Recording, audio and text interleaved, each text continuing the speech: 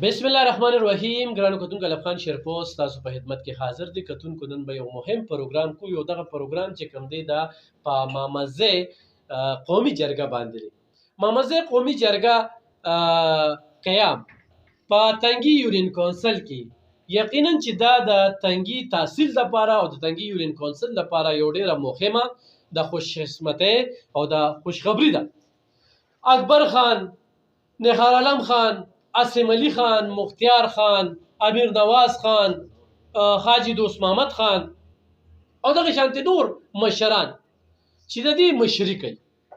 یقینا د دې جرګې ضرورت د دې وخت ډیر مهم نو ما هم ضروري ګڼل چې زه په دې باندې خبرې اترې وکړم. کتونکو زمونږ د تنګي خانان چې کوم دي د ځمکو له خاص سره د ایشیا لوی خانان حسابېږي. په دغه تنګي تاثیر کې چې څومره قبرستانونو ته ځمکې وقف شوي دي نو دا د تنګي دې خانانو وقف کړي دي. بدمرغي وه دغه خانان د دې ځای نه بهر اوسېدل په حیات آباد کې، اسلام آباد کې، په مختلفو ځایونو کې. د تنګي یورین کونسل د خلکو ګیلې مې زما په ذات خود هم ګیلې به ما به همیشه په دې باندې تنقید کوم. خو چېرې دا خانان وغواړي نو تنګي د ترقۍ په لور بوتلی شي او دغه تنګي په ټول درې واړو تحصیلونو کې د ټولو نه پسمانده تحصیل دی. ولې پسمانده تحصیل دی؟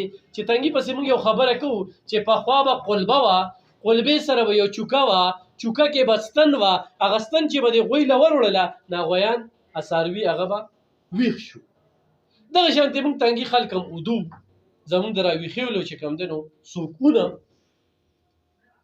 قریبا 15,000 ووټ دی، یا پکې 15,000 یا پکې 8,000 پول شي، خلک ووټونه هم ناچي دغلته کې. نو دې کې د دې خانانو یو ډېر مهم رول و کردار و. د خلکو ګیلې شکوې وې او دغه خانانو په کلو زړه باندې واورېدې او هغه ټولې ګیلې شکوې تنقید هغه برداشت کړ.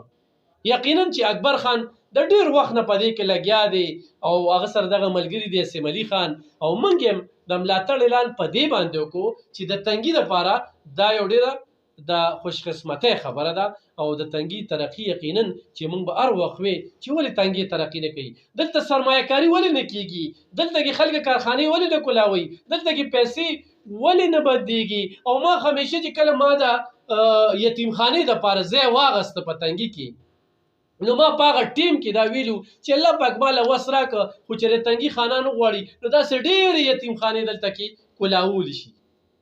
رویې چینج شوې، سوچ بدل شو، وخت سره چې کوم دی نو هغه خانانو خپلې غلطۍ مو منلې او د خپلو مشرانو یاد یې هغه ټیم کې راتازه کړل چې هغه مشرانو یې دې ټولو قبرستانونو له دا ځمکې پرې ورکړي دي. ور سړی پکې راځي خو مسافر دی، خور څوک دی نو په دغه ځای کې دغه مړی خاخی اوس یو تقسیم دی او د هغوی په حق کې شوی دی. په دې نه زه څه ویلی شم نه ته څه ویلی شي. خو مامزه قومي جرګه یعنې مامزه قوم راټولول، مامزه قوم چې کوم دی دا په ټوله دنیا کې معترف کول، بیا د هغوی نه کار اخیستل او ډېر خلکو په دې باندې تنقید وکړو چې یاره مامزه قوم ولې. نو کتونکو د هر څیز یو مشر وي، بنیاد څوک ږدي. انقلاب چې چا راوستی دی نو دا یو کس و، باچا خان چې کوم دی نو په ځان له بیا ورسره شپږ ملګري و، دغه ټوله نړۍ کې د باچا خان نوم یادېږي. ولې یادېږي؟ په دې یادېږي چې هغه یو تحریک آغاز وکړو، بس باچا خان دغه شانتې مامزه قومي جرګې د یو تحریک آغاز وکړو او اوس ټولو قامونو ته چې کوم دی دروازې کولو دي. په کار دا ده چې د تنګي په ترقۍ کې، په پرمختګ کې منګه د مامزه قومي جرګې ملګري جوړ شو، ملاتړي جوړ شو، اتحاد او اتفاق قایم کو. ولې چې د هغوی سوچ چې کوم دی هغه په اتحاد او اتفاق دی. ډېر خلک به دا هم سوچ کوي چې دخلونو خبرې دي، نو دخلونو خبرې خو هغوی د شورو نه روانې دي. په دې به زه بیا کله باس کومه، په دیواني کیس باندې به زه بیا کله خبره ترې کومه.